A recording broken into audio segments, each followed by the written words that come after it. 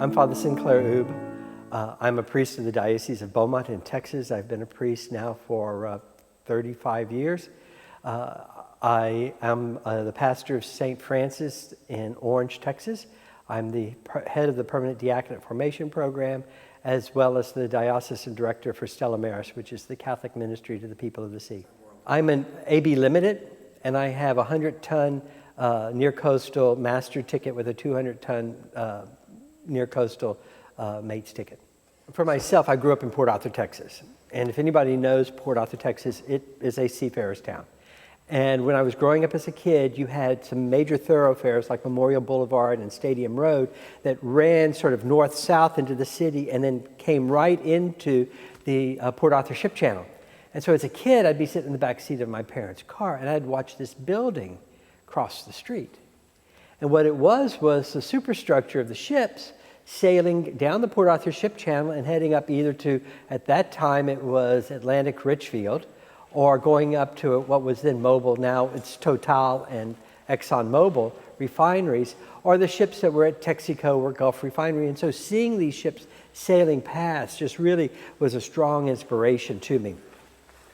And so in that process, I always had a passion for the sea, but God made sure that I did not know that 80 miles from my front door was the Texas Maritime Academy, or that there was a United States Merchant Marine Academy in Kings Point, Long Island, because there would be a very good chance that when I graduated from high school, instead of beginning at St. Mary's Seminary in Houston, I would have gone directly to one of those two places and worked my way up maybe to chief mate or something before I would have gone into the seminary at that point. So what year did you graduate high school? Graduated from high school in 1976. So went directly into St. Mary's Seminary, but while I was in the seminary, there was someone who had worked on the workboats out of Louisiana. And he said, well, come, we'll go work for Tidex out of Cameron, Louisiana. So I got my Merchant Marine document, and then I got a job for what is now Tidewater offshore. And then I worked that summer of 1978, going back and forth out of Cameron, Louisiana to the rigs in the Gulf of Mexico. The next summer, I got a job with Sabine Transportation on the Guadalupe. A little bit like the Meredith Victory, she was built in 1944 as a T2 tanker during the Second World War, finished out the war, and then she was transferred over to Sabine Transportation, and I worked on that first as saloon messman. So there was always this yearning to be at sea that was in my soul. And so I got ordained in 1986. I was beginning to hear the sirens calling me back to the sea again. And I had the opportunity to meet Dean Corgi, who was the port agent in Houston and the assistant vice president for the Gulf of Mexico and the Seafarers International Union. He said, well, come on over. So I took my 30 days of vacation and I started shipping out for 30 days with the Seafarers Union. First job was with Crowley, going from Lake Charles to Central America. And then a couple of jobs on sea lift tankers doing Jones Act work. Cable repair jobs with AT&T. So I've been able to take my vacation, bundle it into 30 days, which is the max that I got, and then go to sea on that. And it's been some really great things. Now, at 63 years old, sitting on a milk crate and busting rust for 8 hours is a little hard. It ceased being fun. But I'm taking that experience that I have, and now I'm working for 30 days with the Texas A&M Maritime Academy on their ships as the bosun, and guiding them on understanding some of the deck activities and that basic deck knowledge that these future third mates are going to need to go to sea. So being involved in the maritime industry, it's not part of my family, but it was a passion for me when I was a kid, because 20,000 Leagues Under the Sea Hunt, anything with Jacques Cousteau, I was there every night watching it, every chance I had. Before that, but beginning in 1988, I became the director of the Catholic Ministry to Seafarers, the Apostleship of the Sea, now known as Stella Maris. And I came across Bill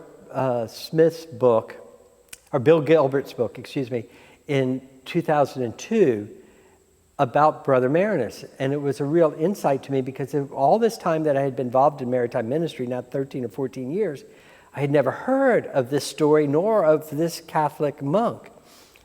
And it was a great inspiration to me. Then I came across Manhattan, a couple of years later, I came across Manhattan's documentary.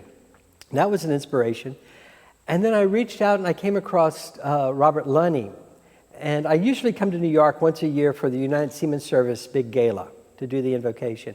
And while I was up here, probably in 15 or so, I met with Lunny and began to talk to him about the possibility of initiating this cause. And he felt strongly that we should have done it, that it should be started. I used my canonical skills and then working, and then Bishop Serratelli responded so quickly and it got the thing on the road. Captain LaRue actually began his maritime career with Pennsylvania Nautical School. And his very first ship that he was on was the Francis E. Powell.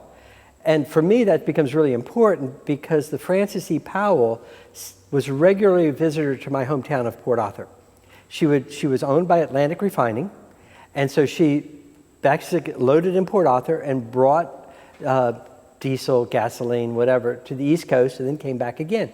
He was on that vessel from June or so of 1934 until December of 1934, and I know that he's visited Port Arthur at least 3 times. And so that was very interesting, but he continued his maritime career, and when the war broke out, the Second World War broke out, at that point he had become a mate and was sailing for Moore McCormick Lines and was on the Marmac Mar sailing in PQ-13, the convoy from Iceland to Murmansk. In that convoy, there were 19 merchant ships and 6 of them were lost during that time. But then he continues throughout the war, then sails between the war, and then all of a sudden he gets called and is given the Meredith Victory. She's in the reserve fleet in the James River in Virginia. They crew up the vessel, sail through the Panama Canal, load, and then become part of MacArthur's Incheon landing, continued to do shuttling of military supplies from Japan to Korea, and then gets caught up in the almost 200-ship convoy of relief ships that take both the 120,000 or so Allied forces out of Hugnam, as well as the 90 to 98,000 Korean refugees who came out. He alone on the Meredith Victory carrying out 14,000 refugees.